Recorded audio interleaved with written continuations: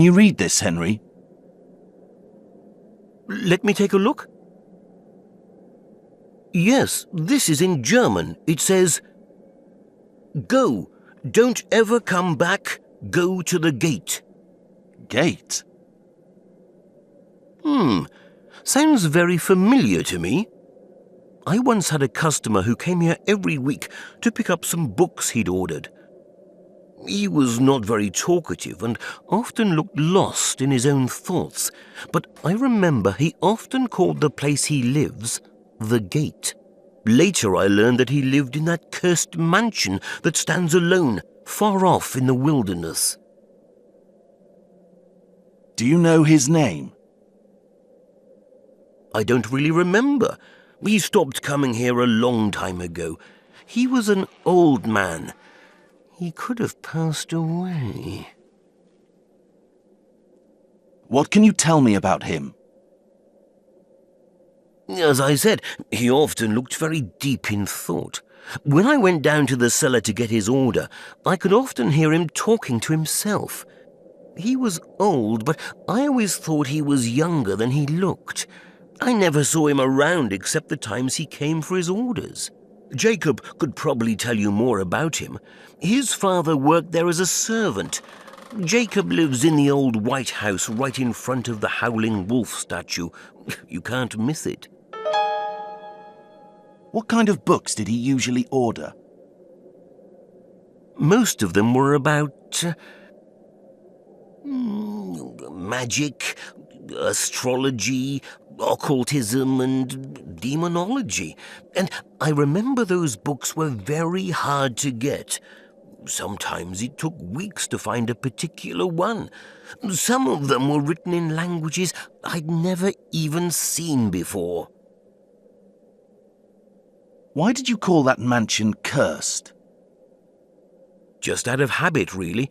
Around here, everybody calls it that because of their primitive superstitions. I don't actually believe them myself. Thanks for the info, Henry.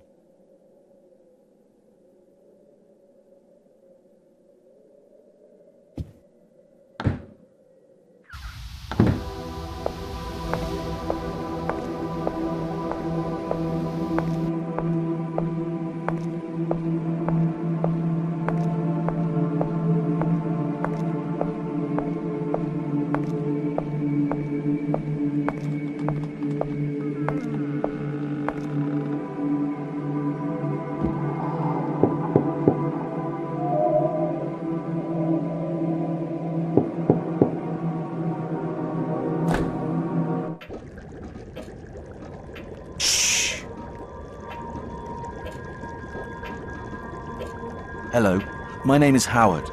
I'm here because Henry Lawrence told me you could help me with a special matter. What matter is that? Do you recognize the name The Gate? I had a feeling you were going to ask that. Your voice, your eyes, those burning, bright eyes. You look exactly like him. Who? Him! He told me about you once. How you would come back one day. This is your destiny. You cannot go against it. I think you're confusing me with someone else. I don't understand what you're talking about. Who is he? Mr. Nathaniel. He was the one who called you beyond time. He learned that if he appealed to Yog-Sothoth, someone from his own bloodline would one day come back. I was only a child, but I remember everything. I remember what they did under that damn place. I can see him in your eyes. And there was that other child. He was not human. He looked exactly like one, and they treated him like one. But I could tell he wasn't human at all. No human child can speak with the knowledge of the darkest abysses like him.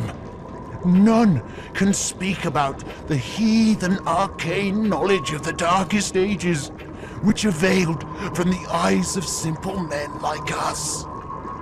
If only you heard him, then you would understand me. But yet, all that is also in you. You will soon remember. Everything will come back to you. Every memory. Silently, I listened to his muffled voice as he screamed, growled, jumped and crashed around at night under the ground. He is completely mad, but I must get some answers. Can you tell me about the gate? It is the building nestled over the black abyss. You should have remembered it by now. But it seems it is still not clear for you. You will remember soon. What do you mean Mr. Nathaniel called me beyond time? They needed a blood descendant, but only such a person can do what they require. Mr. Nathaniel, he could speak with his ancestors. Or maybe the opposite was true. They told him to call you, and so he did. He somehow learned strange languages he never even knew existed. And with this knowledge, he read forbidden books gathered from around the world. Passages about summoning beyond time. Those fiendish necromantic murmurings and chants. How did this Mr. Nathaniel learn such an appeal? He learned it from Jedediah, a shadow from his own lineage, from your lineage. What do you mean by Black Abyss? That place is built upon a web of underground passages that lead to Gehenna. That's why they call it the Gate.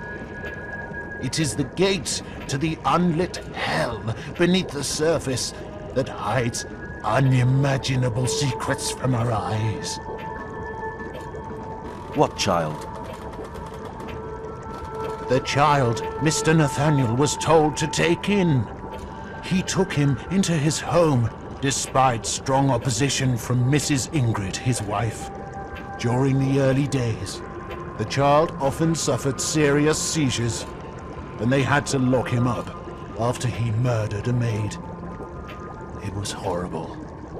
That was the time Mr. Nathaniel fired all the maids and servants except my father, since he'd been with him for a long time and knew many secrets. Then they gave the boy something to make him calm. It seemed like he forgot what he knew. And after that, he grew up in that house like a normal child. Until one day, when he left the house to go elsewhere. I don't know where he went, but I was told he would come back when the right time came. I know he is also here. I can feel him. How can you know this much about me? Mr. Nathaniel told me some things, but I learned most of what I know from eavesdropping and secretly reading the same things he read. Only the ones in English, of course. He had some friends who shared the same interests as him. When they gathered and the incense was heavy in the air, it was easy to listen in on their excited conversations.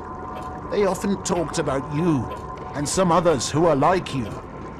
And there were other things that I wouldn't have understood unless I'd read some of the books.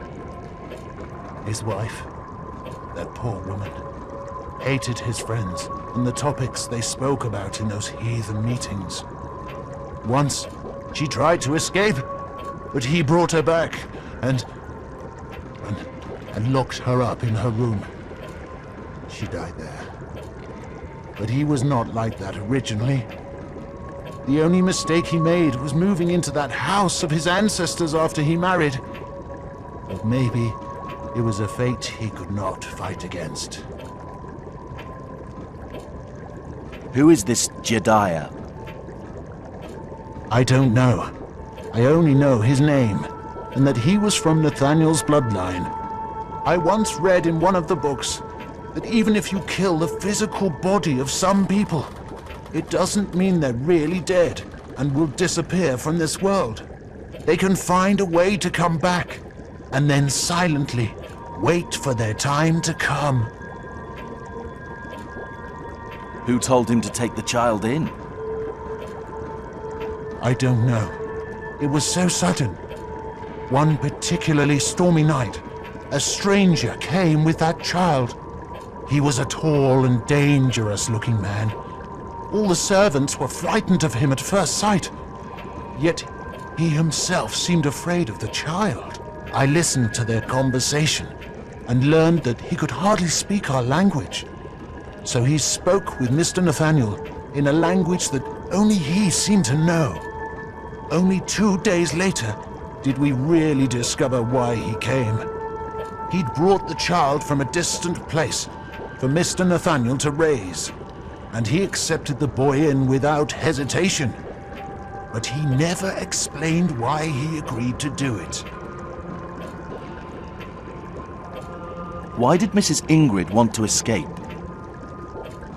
I'm not sure, but I think she saw something terrible. She knew a lot about the things her husband was interested in doing. But after the child incident, she started to hate him, though she stayed by his side. After a while, the situation began to change and got more serious. And that's when the secret meetings began. She hated it all, both the meetings and those who attended them. And one day, it seemed she couldn't take it anymore and ran away. But Mr. Nathaniel's friends forced him to take her back and lock her up. They saw Mrs. Ingrid as a threat who might reveal secrets about them. He had to do as they instructed, but he wasn't happy about it. He seems completely mad. But somehow, I get the feeling his words weren't just crazed ramblings or the wild imagination of a madman.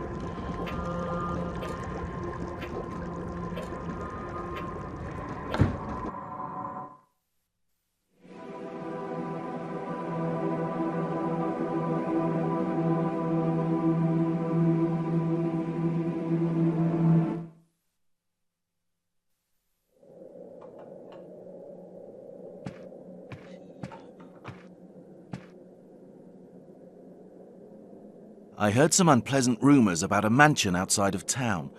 What can you tell me about it? It's out in the wilderness, about 30 miles from here. I've never been there, but I remember an incident that occurred right here in this inn. I was just a kid at the time.